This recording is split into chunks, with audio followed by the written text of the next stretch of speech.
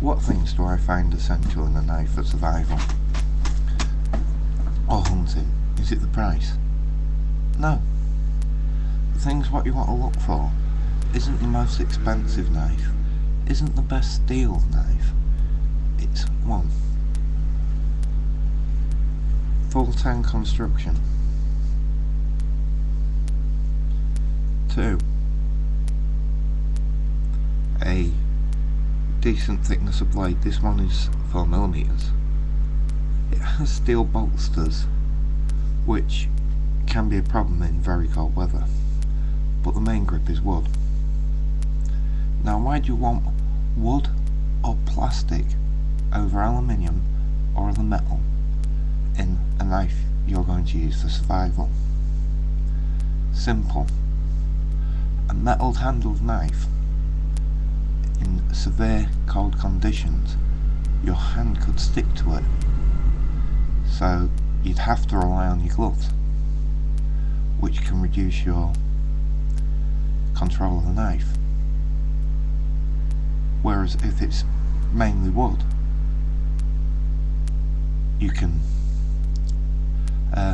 cope more and can get a better control using the wood areas of the knife. 2. Shape. This has a nice large belly to it and a good curve, which means it has over a 4.5 inch cutting surface. The blade is 4.5 inches. These do not really do a lot.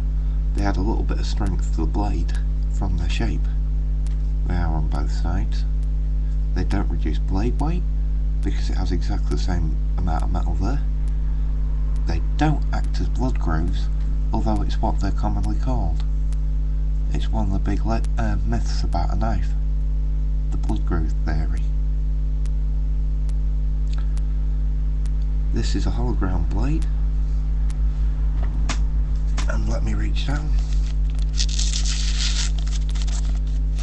Although it's not the sharpest, it's still sharp enough to cut through magazine paper. After a little touch up, not a big one, just a little one, using a diamond hone. Now, this, how much is it?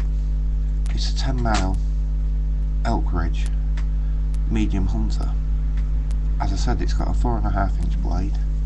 It's 9 inches overall. Its sheath is its only real fail.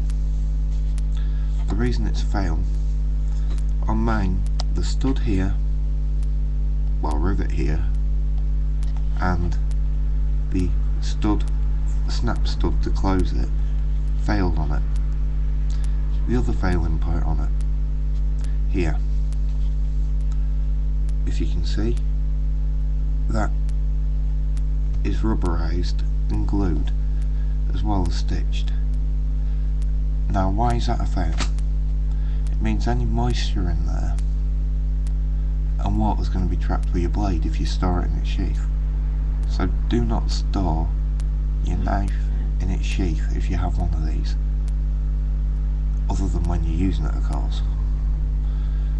And always, after use in a wet situation, always make sure you leave the sheath out to dry, or the leather will rot. Now, how much can you get these for? In the UK, it's about £22. In the US, however, if you look on eBay, the 10mm elk ridge medium hunter actually retails for $14 plus shipping. A knife that's strong enough for survival for $14 can't be bad. Why should I go for one of these and not one of those fancy survival knives with a kit in the handle? Quite simply, when it's got a kit in the handle, the blade is hollow tang. The blade is not full tang, sorry. The handle's hollow, so only a tiny bit of the blade is in the handle, less than even on a folder. a good quality folder. So if you're relying on your survival to a blade like that, it could easily snap. Go for something full tang. You can always get little pouches to strap on your sheath. You can always get pouches on your body with the survival kit. The survival knives were just a gimmick created because of the Rambo films. If you could get one where it was all stainless and a single stainless bar what the knife had been made from, then that would be a good quality survival knife. But who knows of anybody who makes them? I don't. K-Bar, very good knives. But in a pinch, don't rely on price. Rely on what it is. If it's full tang, it's going to be strong. You may need to sharpen it more, but that just means carrying a little pocket sharpening system, such as the Lansky with the diamond hone one side and ceramic hone the other to polish the blade. That'll keep your blade razor sharp in minutes. So think about what you buy. Don't go for most expensive. Look at the tang. Look at the blade shape. Is it the one what you're comfortable with using? Look at the weight of the knife. Is it going to weigh too much for you to carry over and over and over everywhere while you're in the survival situation?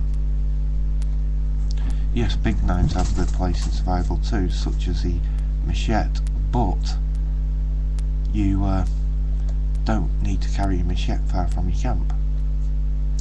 Look at my video on survival bracelets and work out from that, because you could carry a backup little knife there.